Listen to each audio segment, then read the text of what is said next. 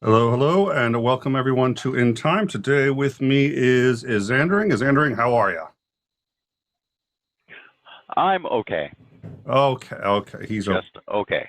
just okay. What I'd like to do now is, being that this is a an educational show and we're all empathic people and we all care for our fellow man, I would like to see everybody in the live chat right now say, "Oh, is Sandering? Is everything all right? Do tell me what's," and just I want to see empathy flowing for him. I want to see people saying, it's just like just okay when you're not great. Tell me what's wrong, and then Sandering can answer all of them one by one in the DMs because he doesn't want to make whatever it is. So let's put it private. So we'll just.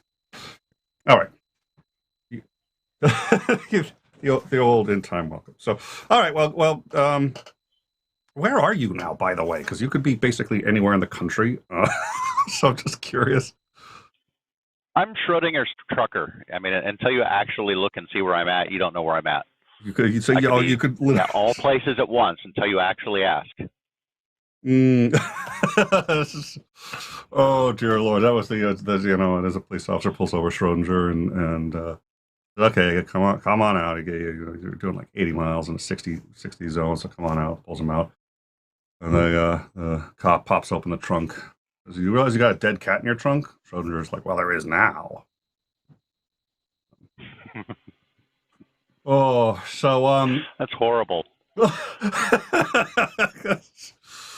Why? I But yet didn't I kill the laughed at cat. it. Yeah.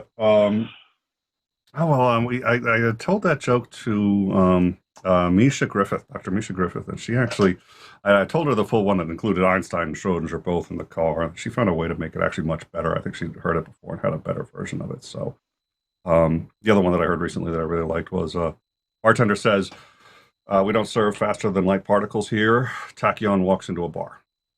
Um, oh, that's a good one. You should, yeah, okay, fine.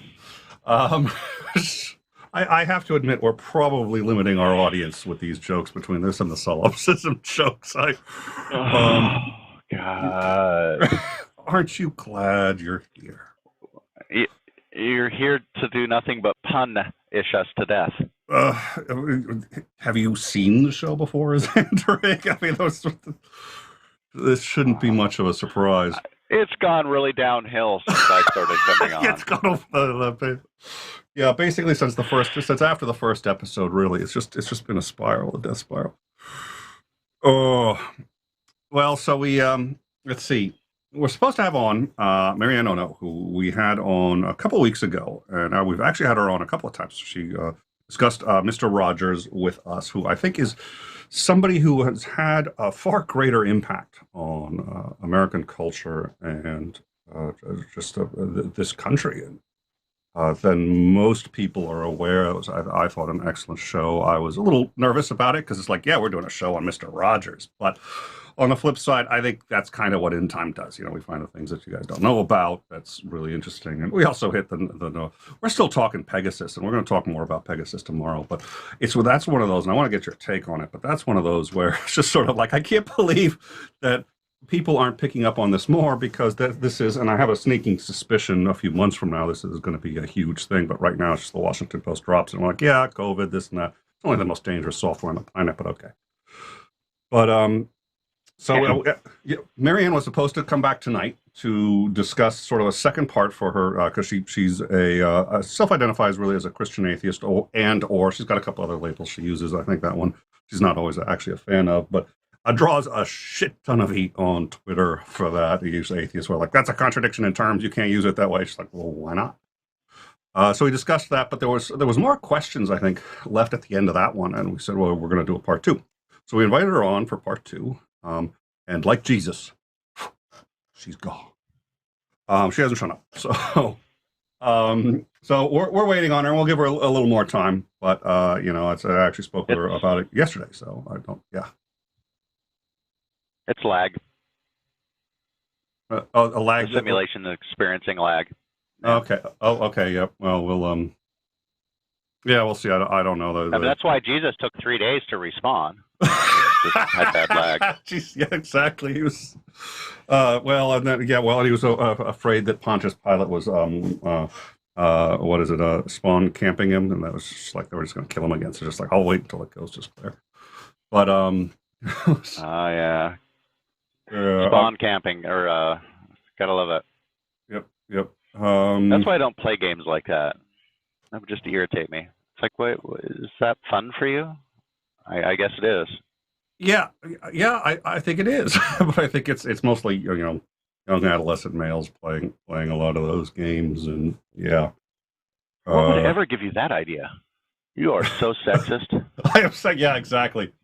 Well, yeah, I know. Oh, I was just accused of that for some other reason now. I'm trying to remember, although I'm like exhausted, so my memory is about that of a.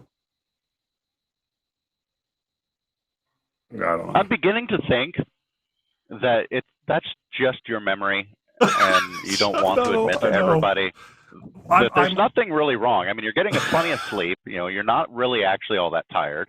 That's just your memory. Well, what happens when you get old? I'm starting to worry that really I'm getting older, and so my memory just isn't what it used to be. I'm sure there's some truth to that, but it's like I also have a number of sleeping disorders. Let me put your worries to rest. Okay. I want to put your worries to rest. Oh, good. You don't need to worry about that you're getting older. It's just simply true that you are getting older. Yeah, but that does cause concern. You're aware of that. Well, only if it's causing you problems. I mean, I'm not concerned about getting older. I'm not concerned about you getting older. I don't really care what happens to you, but. Well, thanks. That's why I'm doing okay. That's why he's doing okay. So he was doing good. With a support system like this, why would you ever think that I would be anything other than just okay? Yeah, he was doing great. He's like, I'm gonna do a stream with Nick, so my mood is just kind of going like a little. Yeah. Okay. I'm sorry, guys. It's my fault, guys. I think this is what you call.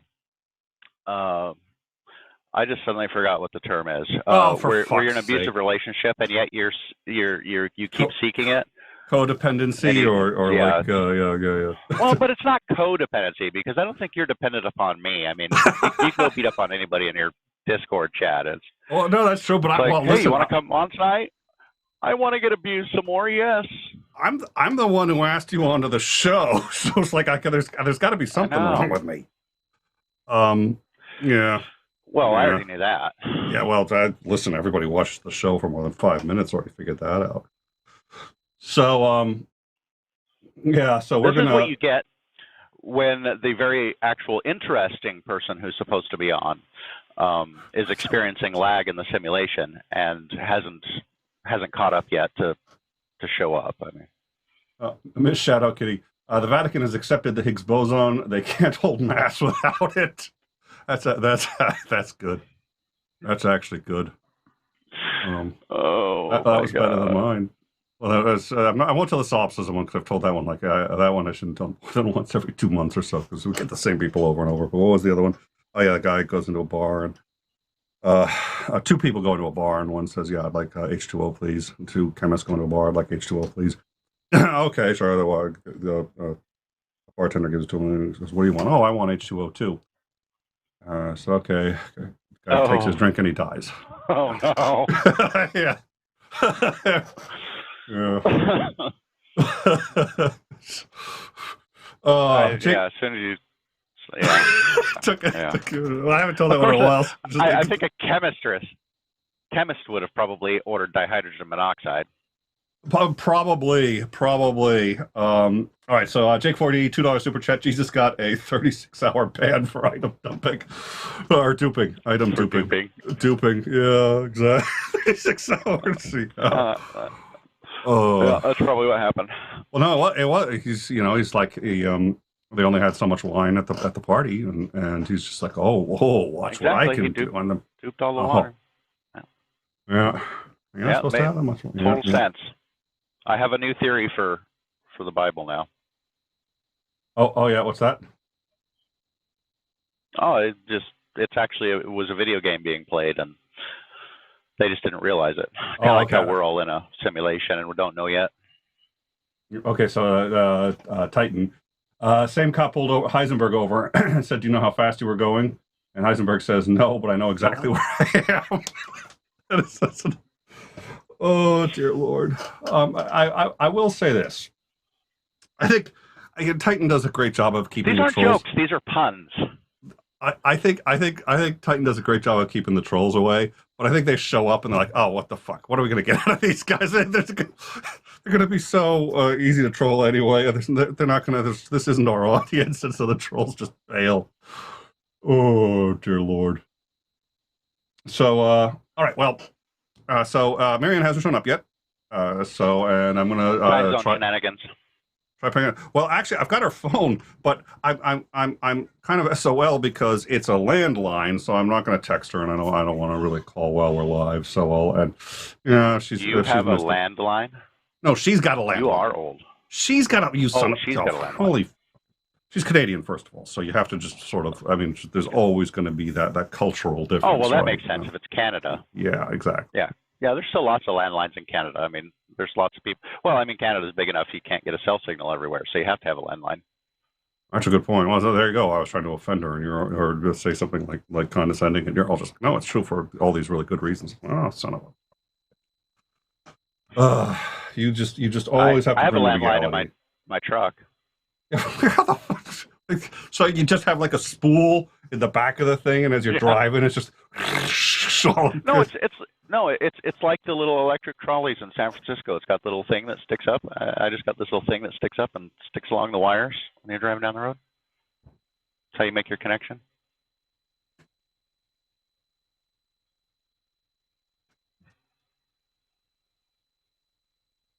I'm really slow when it comes to people trolling me. I'm gonna go with that's a troll. I'm gonna go with that one. I think that's my answer. And I'll take troll for 200. You stick all of those power lines that run next to the road. I mean, there's very few roads that you can drive down that don't have power lines running along them.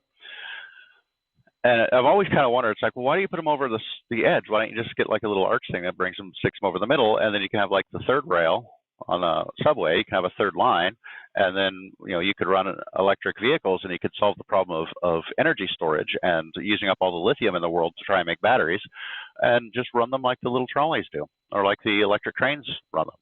I mean, they're all run the same way. Why don't we do that on the roads too? Run them basically nowadays. It's not that hard either. Just put them right on the ground and then just run them down the middle and embed it in the ground. And you don't have to worry about them getting knocked down by weather and shit. Well, you still have to worry about weather because snow and ice and stuff would cover them. Oh, that's a good point. Yeah. All right, so you'd have to. Yeah, okay. So you know what you're talking about. So what else is there? I did. So now you. We had talked about. So let's see. Next week we're going to have on. I think you're going to be here for that one too. Same time we're going to have on Dr. Todd to discuss the importance of critical thought. And he was on Neil 604. He also did the 604 after show where he and I got to chat a bit. And oh my God, he just did nothing but study biases for like a year. And what's the effect of different biases and how do they influence people's decision making? And is there any way to get rid of them? And the conclusion he reaches, nope, we're all screwed. It's just this constant. You have to just constantly be as vigilant as you can about it, and you're still going to screw it up. But there's no overcoming it either because this is just how our brains work. But that's going to be next week this time. So I don't know. I'm looking forward to that. I don't know what you think. I don't think. That's why you have me on. That's right. Yeah. I don't know. I prefer yes men. I just absolutely just. So you're going to enjoy the show. It's going to be a good show. You're going to like it. I absolutely. Perfect. Yes, I love critical thinking because critical thinking is rather important. Dr. Shook talking about how quickly lies and mistruths or just mistaken assumptions spread on the internet, especially on social media. Is how when we've gotten to the point. One of his arguments is we've gotten to the point where the lies can expound and explode to such a point that the truth can't really ever catch up to it. Before the age of all of this social media, the truth would eventually catch up to any lies being spread, and we could kind of put it to rest. The truth had a chance to catch up. And in today's, you can propagate so many of these things so quickly that the truth doesn't have a hope of catching up. And so he was talking about having a little bit more of an authoritarian control over what's being said, kind of stripping the Second, or not the Second Amendment. Geez, I'm so used to the Second Amendment. Stripping the First Amendment from a lot of portions on the internet, because I'm taking a more active control over what kind of information is being disseminated across the internet for this specific reason. And I'm a lot more to the side of free speech should be absolute, as close to absolute as we can possibly make it. I don't like censoring people. And this was one of the things that Dr. Shook was talking about. And I think that one of the solutions versus having kind of an authoritarian, I keep wanting to say proletariat, and that's not the one, aristocracy kind of thing where they, what is it when all of the experts rule? Oh, Jesus, no. I want to say exactly. I'm drawing a blank. No. Okay, well, wow, the two of us. Somebody come on. This is it. No, somebody in the live chat's got to know what it is. You thinking about a meritocracy, or are you thinking? No, not a meritocracy. That's based off of merit. This is where you have experts that essentially take over government. It's you're ruled by the experts in fields. So like you'd have like the expert in farming would rule the agriculture department. I can't remember what it's called. Anyway. You have these experts that rule everything. Instead of having that kind of a system, controlling what's being said on the internet, have all of the truth censors, because that's a ripe for being corrupted. It's one of the reasons why the founders put in so many different kinds of, one, put in all these absolute freedoms, and then put in a bunch of checks and balances, because they realize that when you start the more power you add, the more corruption is likely, because you have more to gain from gaining control of it. So corruption is a really important thing, and that's something that I don't particularly care for or one of the big things that I have with trying to exert more control is who's going to control it. Now you're going to have people fighting over control over what's allowed to be said on the internet, and I think you're going to create way more problems than you'll ever solve by having all of the the untruths disseminate out there. But one of the things that would solve that problem, I think, far more efficiently is putting a lot more emphasis on critical thinking, and recognize that there are going to be some people in the world that are never going to grasp the concepts of critical thinking ever. Their brain's not wired that way. And it requires a certain amount of deductive, inductive reasoning of abilities, and not everybody is very good at that. But I think having a much more focus and giving people the tools to examine things a lot more critically, I think that is a much better solution to trying to get rid of untruths, is to simply teach people how to think critically about any kinds of claims on the internet, and then making sure to impress the importance, especially at a young age, that they should be questioning these things. Just because it sounds good and it's something that you may want to agree with, even when we come across gun statistics or anything like that, where I'm like, ooh, this is it really illustrates well why I believe in the Second Amendment. And then I go on to find out, and it's like, okay, well, just about 99% of this is actually wrong. It's like, well, damn, that sucks, because I don't want to use it now, because I do get fact checked a lot. So yeah, it's like I want things that are true, and you need to be able to look at stuff even if you want it to be true, even if you feel in your heart of hearts that this has to be true because it reflects your experiences in life. This is one of the reasons why the term "lived truth" annoys me. Just because. Or your truth. It's like, no, there is the truth, and then there's your experiences, and your experiences could absolutely be outside of the norm. You could be living an A standard, have an A standard upbringing, and go, okay, well, I experienced the far end of this where almost nobody else is. You have the extremes, so they do happen. And there are people that grow up in some of those extremes, and then they look online and they're like, okay, the United States is the most racist country in the whole wide world. Well, I experienced a great amount of racism growing up, so that agrees with my own life experience. So I believe it's true, yet you still need to be able to maintain a critical mindset about this and say, okay, is this true? You also need to be able to apply that critical mindset to your own experiences and recognize whether this is what is normal or if you're experiencing something that's outside of the norm. And so many people don't do that. And I think it's very critically important for the future. Sounds vaguely familiar as a host of In Time. I'm just saying. All right. I think those are good points. The other thing that he had said, which I want to get into, I think we're going to get into a lot. I think it's going to be a good show. I'm looking forward to it. But the other thing that he had said was, we're not interested as often as you might think, as in being knowing what's true, as we are in being right. And so we'll even sacrifice truth for being right. And I think that's an interesting distinction. And so he talks about that's one of the biases of when you actually have what you think is true and why people tend to entrench in it, because being right is more important than learning. And I was just like, oh, that's an interesting, yeah. That was a problem that I suffered with. And it was because my mother is this way. I mean, she will literally just make stuff up out of the blue to be right. She can't admit that she's wrong, so she has to be right, and it's more important that she's right than anything else. She's gotten a lot better about it over the years, but that's how I kind of grew up, and I suffered from that same problem. It's like I had to be right, and I would do anything that I could to make it seem like I was the one that was right. And as I got more interested in different kinds of debates, and then actually looking into the things that I actually believed in, and then saying, okay, well, should I believe in this? And it took it was really difficult for me to get away from that. I need to be right, and listening to other people and to the points that they made. And if they made good points, then, being able to change my mind and admit that, well, I was wrong about this, and changing my mind so that I could be more right, because ultimately that was what I wanted. I wanted to be right.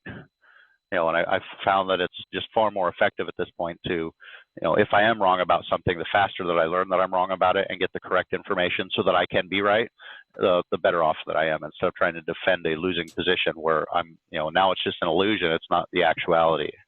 So that was a bit of a difficult thing. And sometimes I will find myself kind of sliding into that, and I try hard not to. Well, I think that's the interesting one. Even when we know better, right? We know that,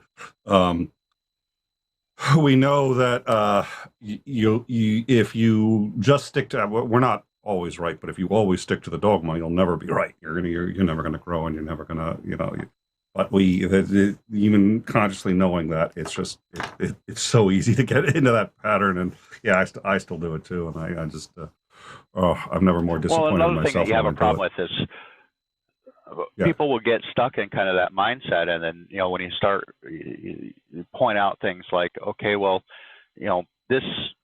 you're incorrect about this. Well, as soon as you start trying to tell somebody that they're wrong, you have to be kind of careful, because generally when you tell somebody wrong, they feel personally attacked. Yes. And it's like they feel like I'm attacking you as a person, not the belief that you hold. And so people, especially the more emotional you get about something or more passionate you are about something, the more you're likely to take something as a personal insult, or a personal attack. And and I've actually talked to different people where they felt I was just attacking them, and they would lash back out at me. And of course, at that point, there's no point in continuing the conversation, because you're not going to get anywhere. The only time you would consider continuing any kind of discussion beyond that point is if there's another audience around you, and you're hoping that maybe they can understand and see what's going on, and you can reach some of those people.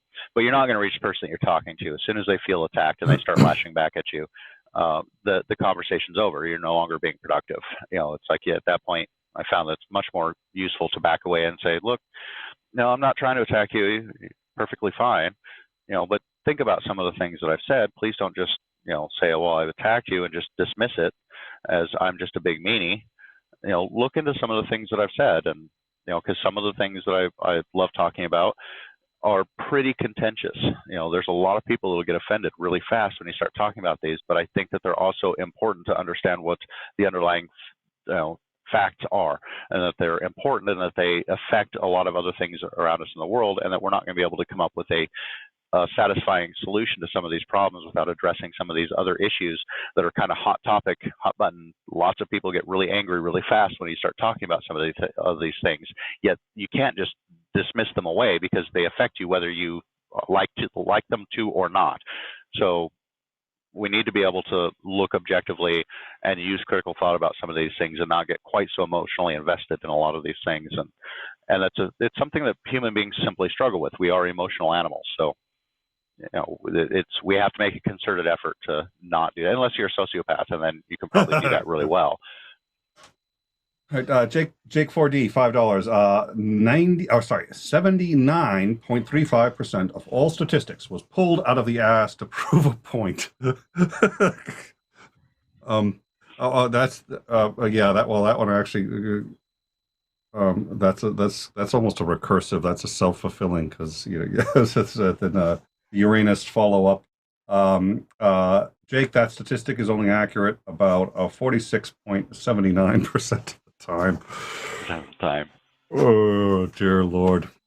Well, and I deal with, say, I talk to people quite a lot about the Second Amendment, and so I've had to go through so many of the different, especially crime statistics, and it's bad enough trying to remember all of the crime statistics accurately for just the United States, for all the different breakdowns that the FBI tracks, and then trying to remember all of the crime statistics for other leading first world nations in the world, and even some even lower than that.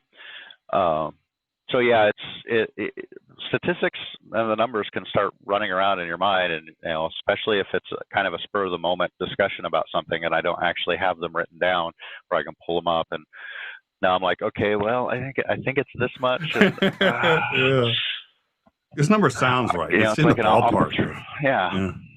I'll throw this number out there, and it's like I just know I'm going to be off by something, or I'm going to be using a statistic that's 3 years old instead of 2 years old. Realize that the number of homicides has grown from it used to be 38,000. Well, last year it was, or the year before last, when we have the numbers for it was 42,000, and somebody's going to point out, it's like, no, it's not 38,000 homicides committed with handgun or firearms, it's 42,000, and it's like, well, these statistics change every year, and we're usually 2 years behind. So on top of all of that stuff, like, oh crap, trying to remember all these numbers. Yeah, so I get sometimes get accused of just pulling numbers out of my ass, and it's like, oh really? I swear I've actually read all of these numbers. I may not recall them correctly all of the time, and if I recall them incorrectly, I will correct them if somebody comes up, no wait, you're wrong. It's like, okay, well, let me go actually look at the number, make sure that But that's where, of course, that's where the straw man comes in all the time, right? Because then people will sit there and let's assume you got the number wrong. The real question isn't did you get it wrong. The question is it a trivial or non-trivial error? I mean, if you got it wrong by a very small amount, okay, does that change your argument in a salient way? If you got it wrong by a huge amount, does it actually change the argument? If it does, okay, it kind of needs to be addressed. But sometimes the actual number doesn't matter because the number is relevant to some other. And but you make a mistake like that, and then all of a sudden, it's just they're just attacking you over the mistake that you've made, or the fact that some new numbers came out and you aren't quite as familiar, and you're so used to referencing a certain number of statistics because that's what you've been doing for the last year, and it's like, oh crap, the new numbers came out and I don't remember exactly what they were, and I just defaulted to what the 3 years ago it was. But it's like things don't generally change, although we are seeing quite an uptick in violent crime.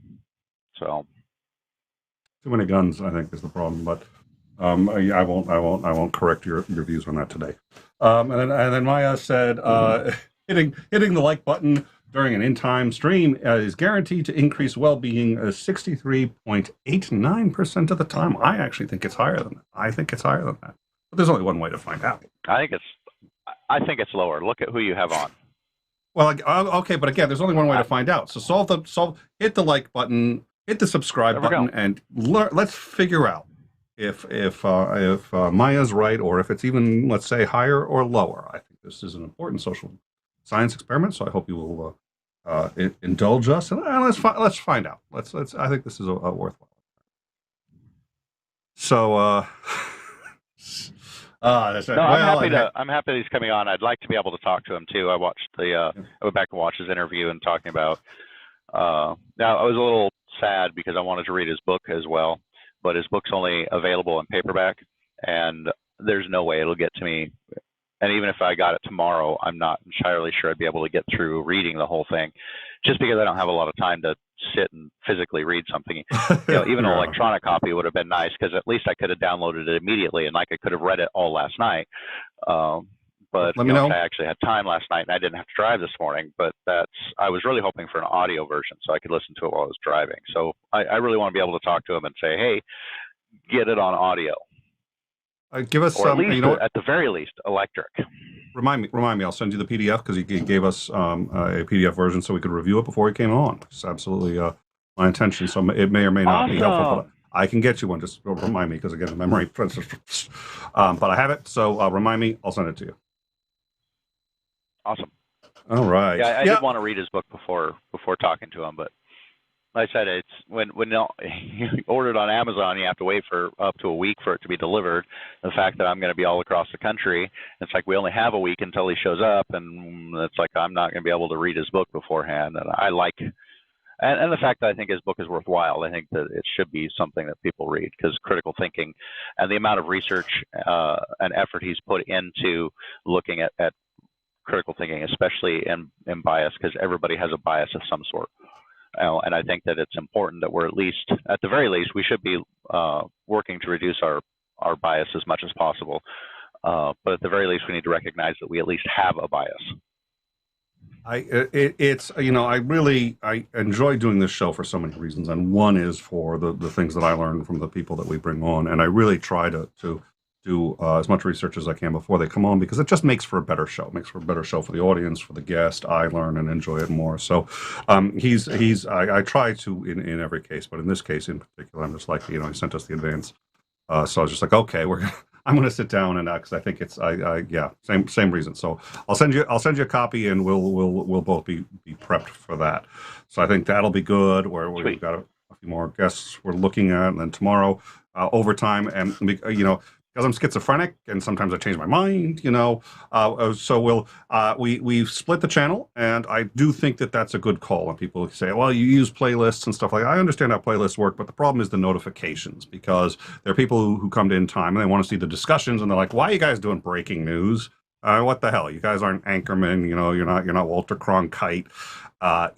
Bring on guests, interview them. Those are good shows. We don't want the breaking news, and we don't like getting these notifications like, oh, a dam broken, okay, yeah, whatever. And there are other people who are sitting there going, you guys do this great. We love the breaking news. We love seeing this. Why do I get a notification every time you have somebody on to talk about how Jesus wasn't real? Why do I care about it? So we split it into the two channels, but we end up having so many good discussions on Overtime, and I'm sitting there going, like, these are the same kinds of things that we really are doing on In Time. So why are we doing them on Overtime? So I think the Overtime channel that we've split off, we're going to keep sending to it, and we're going to keep broadcasting to it. But I think we're gonna maybe just relegate that to specifically breaking news, and then keep breaking news off of In Time. So if it's breaking news, not going to be on In Time, going to be on the Overtime channel.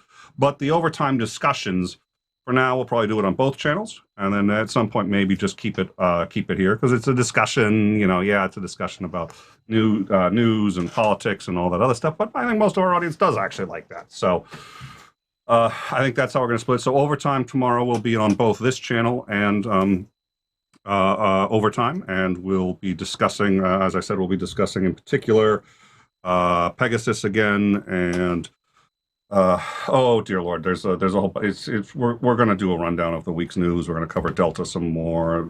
A few other things have been going on, so that'll be that'll be interesting. Yeah. But so Pegasus isn't all that important. You can drop that. No, nothing okay, to see here. Don't pay nothing no to see. attention to the man behind the. Well, that's why I called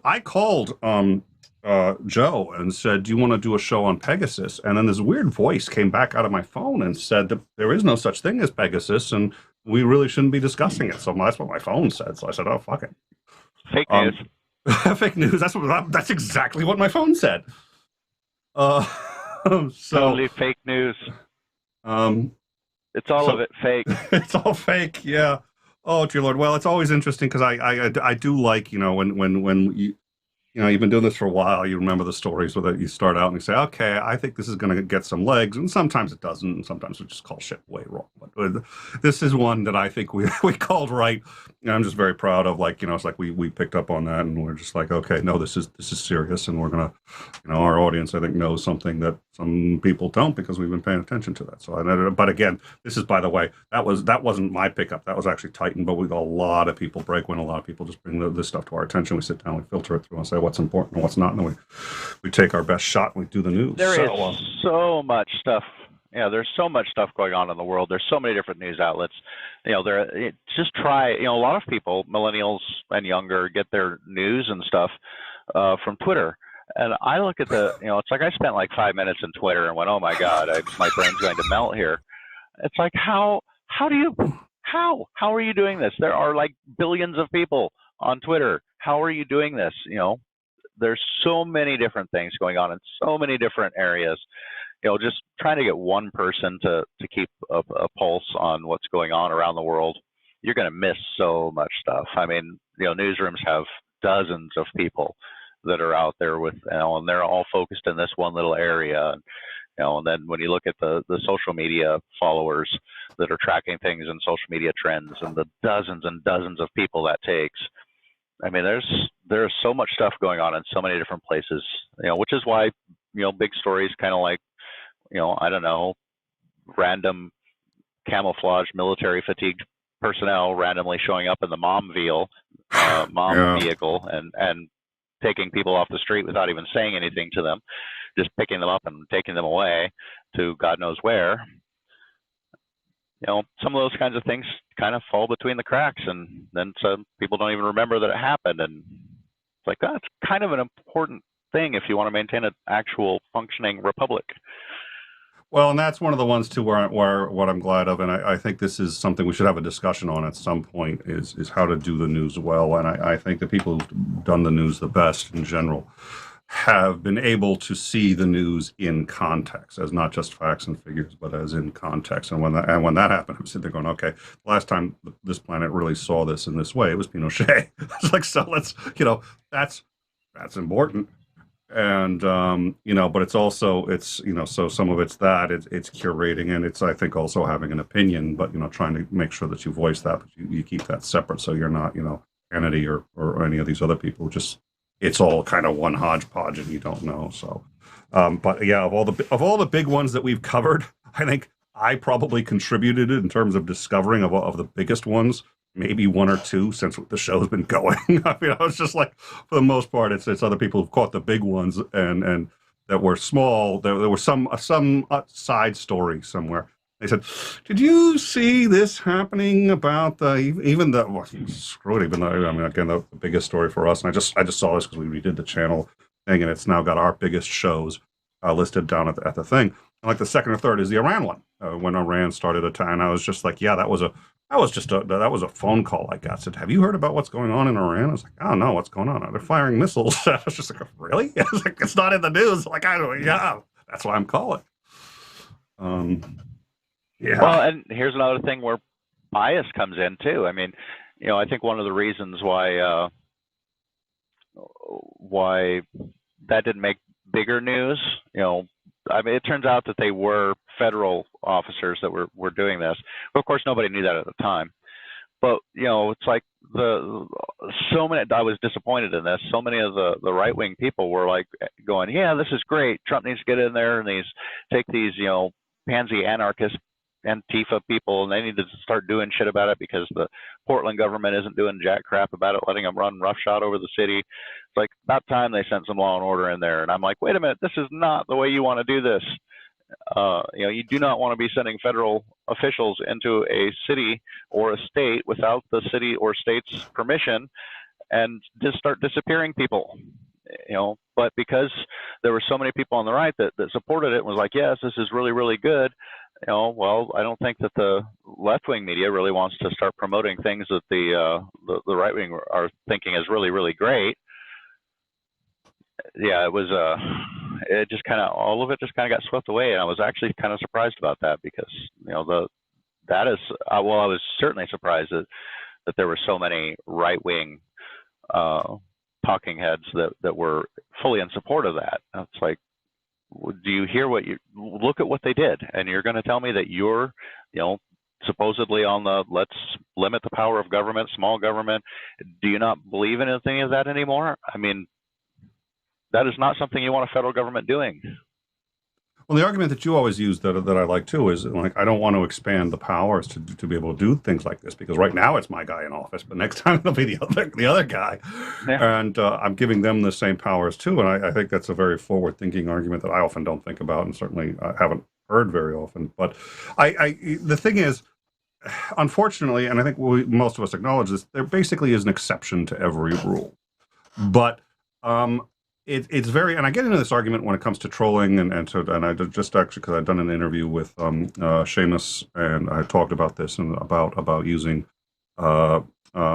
shaming and mockery as a tool. And I do think that there are times that it works as an effective tool. I think it usually is against bullies and tyrants. I don't think now, but it's so easy to find somebody, well, they're bullying me because they said something I didn't like, so that justifies me doing, and that's how things escalate, and that's how you end up with toxic people, toxic communities, and so on and so forth. And so I think it's one of those things where, are there circumstances where possibly that would be the only solution, is just kidnapping people off the street? Probably. I can't think of any. I'm kind of glad I can't think of any times or reasons, but I'm hard pressed to say that there's no rule that can't be broken for something at some point down the line. But they're so easy to justify, and every side always thinks, and everybody in jail thinks they're innocent. Everybody in jail thinks they're justified for what they did. If you had been there, you'd have killed the guy too. And so, and Pinochet, when he first started abducting people in Chile, Chile was in very big trouble, and he said, I can save Chile, but the only way I can save Chile is if I get absolute power, and anybody who tries to attack me is actually attacking my ability to save Chile, so they got to go. And that was the line of thinking, and you could see Trump going that way. Well, and one of the things that I pointed out when we did the stream was, it's like there can be some legitimate uses for this. But what you need to realize is that, sure, they're going after these Antifa people that are, being belligerent. They're causing damage. Sure, you don't like these people. I didn't particularly like the people. I thought they were kind of being whiny crybabies with hammers that were doing physical damage to a lot of, causing a lot of physical damage. But the thing is they use those kinds of powers against targets that nobody likes, and they do that because they're like, well, they're going after the right people. Yay, we're happy that you're getting these people off. You're finally taking off. They're going to stop burning Portland to the ground. This is a really good thing. We're going to overlook the fact that what you did was horrible in principle, because they're going to try and normalize the action against people that the majority of people don't like or don't care that this is used against. Once the action has been normalized, it now expands to be used against other people that, until eventually it can be used against anyone. And now it can be used against you. And it's like, do you really want to give government that kind of power? That's circumventing so many rights. Well, and without any oversight, right? Because nobody knew what the organization was that did it. They were wearing military uniforms, but the thinking at the time was they were not military. So it's very confusing as to whether they're civilian, whether they're military. The court had no record of a hearing at which any of these things happened, even though there was a hearing and there was a judge. So it's a secret court. There's no receipt of anyone even having been detained. And the loved ones, if they ask and say, what happened? They're like, what do you mean what happened? We don't know. They're not being held. It's sort of like that violates all of the founding principles of this country. And I don't say that lightly, and I don't say that very often, but that's it, right? Yeah, that's the issue, and it brings up some other things, like when you look at the video, you can actually see that, like in yellow on their little Velcro patch panel, it says police, or they'll have police across the back. But it's like they're wearing full multicam with full kit, and it just and all you get is a yellow police, and they don't say a word to you. They just show up, they grab your arms, and they haul you off. It's like they didn't even identify themselves. Who are you? I call the police. department, Portland Police Department. It's like, hey, my buddy just got taken off. What's he being booked for? Where can I go bail him out? What are you talking about? We don't know who this person is. We don't have anything to do anything with this. We don't know anything about it. It's like, there's no record of him. Paramilitary people, paramilitary people just showed up in a freaking minivan and hauled my buddy off.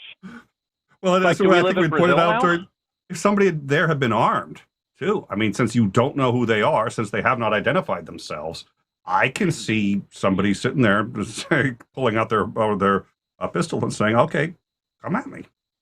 Oh, dear Lord. All right. That was horrible. Yeah, that's and then you got freaking Pegasus comes out, and you find out that, I mean, that's going to be the big issues going forward, is going to all be technological. I think, we're moving away from like conventional warfare so much, and we're moving into the cyber area, because so much of our our economies, communities, everything's all now being tied up online. You see all of the bad actors are starting to move towards cyber hacking, trying to take things down. The people that went after the pipeline with ransomware. Yes. There was another company. It was just a truck repair shop. I mean, a Kenworth dealership with 4 locations.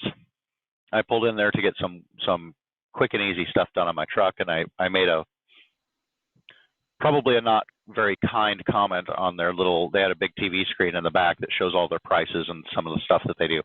And it flashes between, so it's like a rotating advertisement type thing. And it said, we wish you a happy Thanksgiving. And it was all done up in Thanksgiving. It's like, okay, this was in April, I think it was, April or May. And I'm like, oh, you're either pretty far behind updating, or you guys are just really on the ball early for everything. And he said, no, we actually got hit with a ransomware. Our system got hacked with a ransomware, and we can't pay what they wanted. So we're trying to reboot all of our systems from old backups that weren't before we got infected. And it had crippled a lot of their invoicing, their parts list. They didn't know what parts they had. I mean, it was all out of date now, and they're having to go through this is just there's 4 locations that this particular company owns, and they're heavy duty truck dealers and repair places. So it's like, why would you be? I mean, they're starting to get down into a lot smaller businesses, and they're really starting to screw with people because everything's online. So I think that's where we're going to be really starting our new battles are all going to be done online. I mean, there'll still be regular war too, but that's going to be so last century. Well, we're going to start looking down on people that use physical force. We're going to, that's like, oh, look, it's funny. The peasants are up in arms again as we go back to our little computers and just take down their entire monetary system, shut off their power grid. Yeah, you guys are screwed now. Well, of course it works, though, that's it. They get paid. Every time they get paid, it encourages doing it more, which I'm not going to sit here. I understand the people who've lost their data have a very serious problem on their hands, but that's, that's why kidnapping and ransom works. It's the same principle. Yeah, it's the same principle behind frivolous lawsuits. It's more expensive to fight the frivolous lawsuit than to just pay out a settlement. And that's, how invested people are getting in online, and how much of our data and stuff and our banking and everything's done online now.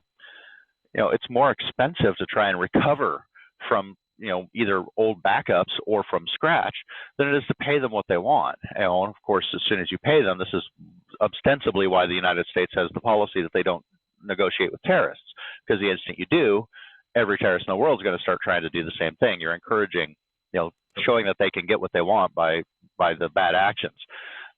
But when it comes to money, well, what do you do? It's going to cost me 3 times as much to try and say screw you, and I'm going to rebuild my systems or whatever than to just pay you and get you the hell out, get all my current stuff back.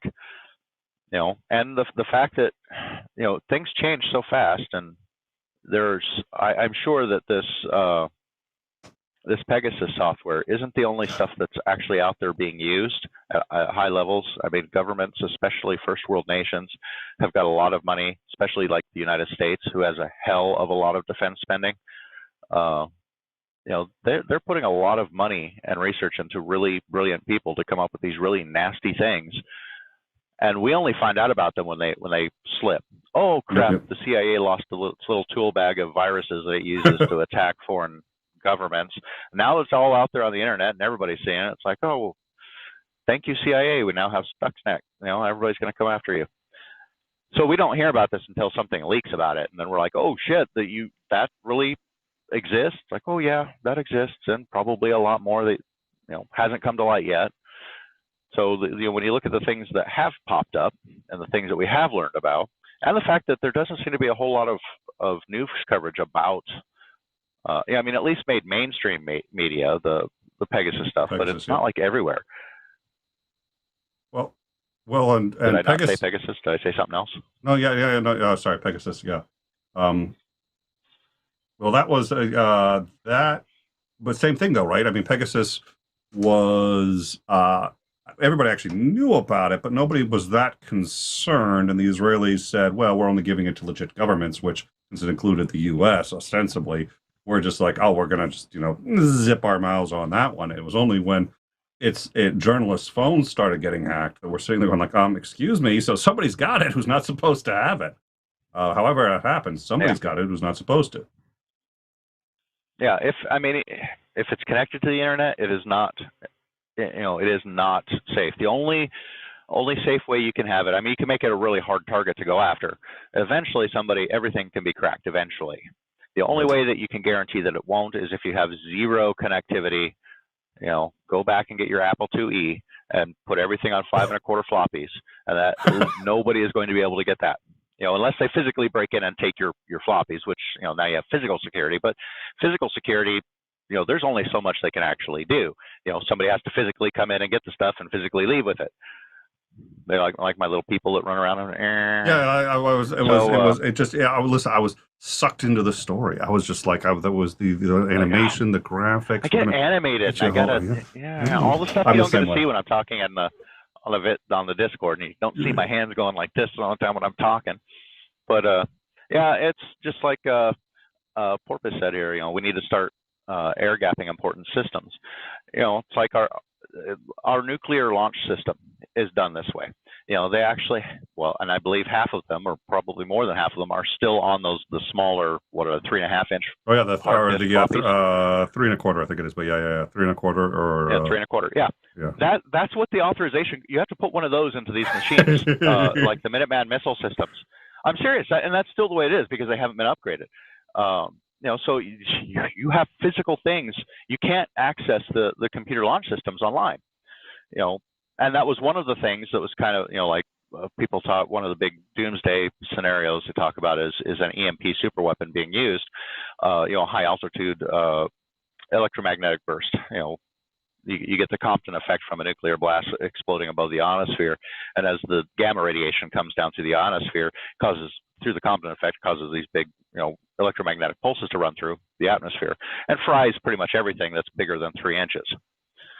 So depending upon how high and how powerful and how much gamma output it is, and of course now we have neutron bombs, and they put out 99% gamma radiation. They're actually very clean as far as fallout. There's very little fallout to these kinds, but they're specifically designed to cause EMP. And if you can get it up high enough in the atmosphere to blow it, because it's line of sight, you can take out a hemisphere's worth of electric grids if they're not properly protected, and it's hard to protect against that. But even with all of that threat, it's still not going to affect our nuclear arsenal because we have three. We have the bombs that we load onto our bombers and fly around the world. Plus we have the intercontinental ballistic missile submarines, which you never know where they are. I don't even think the government half the time knows where they are. And then, of course, we have our missile silos. And our missile silos are still, 1960s, late 1960s and 1970s technology when they were actually built. They've never been upgraded. Hell, they just finally started upgrading Cheyenne Mountain. Kind of makes you wonder why they just spent billions of dollars to upgrade the communication systems to harden against EMP. when that place was supposedly shut down, it was supposed to have been decommissioned, and now suddenly, what was it, 4 years ago, they spent a few $1 billion to upgrade it. What do they know that we don't?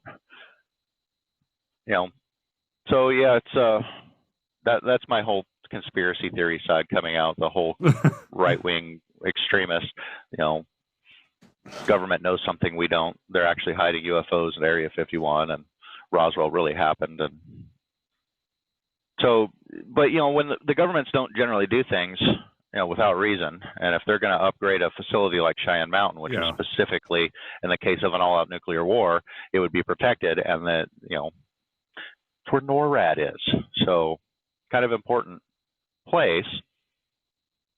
But yeah, the only way that you're going to, in today's technology, you got to make sure that things, and they can't even have wireless connectivity issues, because you can penetrate wireless attacks, and that's actually one of the worst ways to try and secure something, is if it's wireless, because anybody can attack it from anywhere. So having hardline only communications that are completely separated, and then of course if it ever connects to the internet, eventually something can attack it. So that's, I think, what we need to worry about in the future. Yep, I think that's a good on point. National. Yeah, so because that's where I think that's money. Paper money is going to vanish in 20 years, probably. Not vanish in 20. It won't be the default currency in 20 years, and it'll vanish in 50. But all right, well, so and we're doing it voluntarily. Yeah. So that's actually being driven by people, not governments and stuff. The people are showing that they want that. Yep. So what I'm going to do, let's say, so thank you all for joining us. I think this was, I learned a lot today about Christian atheism, and I hope you will all think about Christian atheism and very interesting points brought up, and I'm going to have to put a lot of thought behind that one. I think I might have to change my mind on that one. Yeah, I think yeah, especially the Christian but atheist. Think about that. Sure. Yeah. Okay. I mean, I don't think you'll ever get the Christians to agree with you, because. Well, but are they really Christian?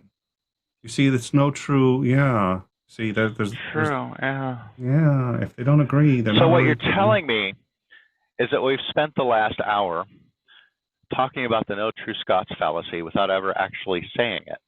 I think so. I think that's exactly what there is no true Christians. This is just, we are playing 4D chess in this. It's not even 4D chess. It's like 4D hosting. It's just, you have no idea the things that you're learning in this live stream right now. I certainly don't know what you're learning in this live stream right now, but at any rate, so. Well, you know what? Yeah, you need to thank Porpoise. You need to thank Porpoise, and you need to thank Jake. I think that's a great idea. So thank you. I'll thank them in a second. I also want to point out that we did get confirmation that hitting the like and the subscribe button, it turns out, is guaranteed to increase well-being 63.89% of the time. I'm not. That's just literally those are the numbers I'm looking at. Thanks to Maya. So they did verify then. Yeah. So wait. Have we gotten to the point of proving causation though, or is it still just? You know what? Save it for next week. Save it for next week. Save the biases. This is the biased part of the show. The unbiased later. You are guaranteed to. You know what? For every like and subscribe, and for every time you share this video, if you share this video 10 times, something good is going to happen to you in the next day after that.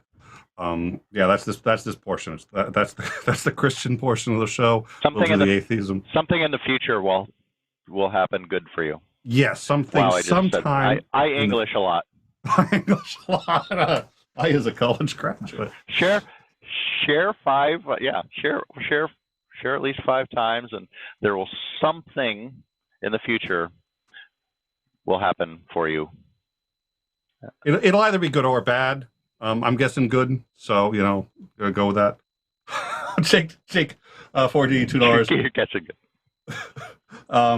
Cheyenne needed upgrade for the new Stargates. Oh wow! So we're gonna have on. So we'll do a conspiracy show, and we'll everybody can just get all that out of their system. Oh dear Lord, definitely. Porpoise, Jake, thank you both for supporting the show. You guys have always been so supportive, and we really appreciate that. And you know what? Patreon Hangout, we actually did miss this month. We're gonna be doing a Patreon Hangout first Monday of the month, so we will be doing that coming up on the 1st. And then, is it the 1st or the 2nd now? I got my dates, but It'll be it's actually the 2nd. Yeah, it's the 2nd. So we'll be doing the Patreon Hangout. I'll see if I can get this guy to join and cause trouble. I suspect I can. When I say, hey, look, you want to hang out? He's like, nah. Like, oh, I'll let you talk. Like, oh, I'll be there. It's like, okay. As long as I get to talk. So come join us for that. And you know what? We'll be on the Discord. I can't make the Discord tonight. With any luck, maybe Xandering can go down there. But thank you all so much. Haven't people heard enough of me? I always assume in the live chat. I always assume we'll do a poll. Polls are easy, but I just sort of assumed that 80% of our audience, aside from being solipsists, were also masochists. So I figure that's why anytime you want to chat, I'm sure. That explains a lot. Yeah, yes, sir.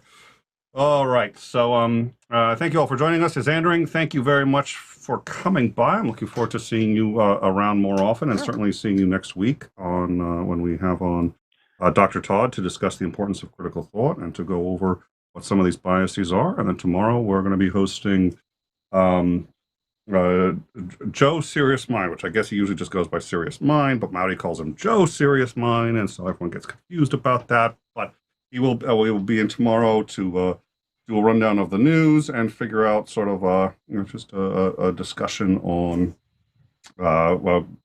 Pegasus and everything else that's been going on. So thank you all for joining us, and I look forward to catching up with you. And we will reschedule with Marianne. We've had her on a few times, and I think she's been delightful, and she's also been on the Discord. So I'm hoping we'll sort out. We spoke with her yesterday, and she was ready, but I don't know. Maybe she's sobered up. I don't know.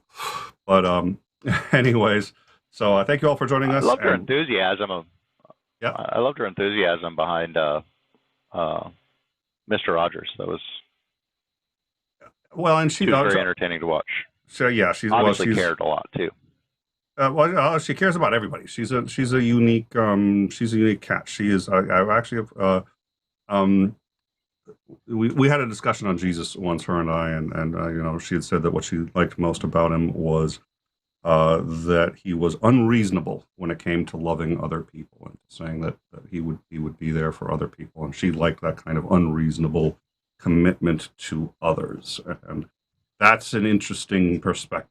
So I think that's one of the reasons we enjoy having her on. So we will definitely we'll get her on. We'll figure out what's going on. But thank you all for joining us and putting up with a slight change in program.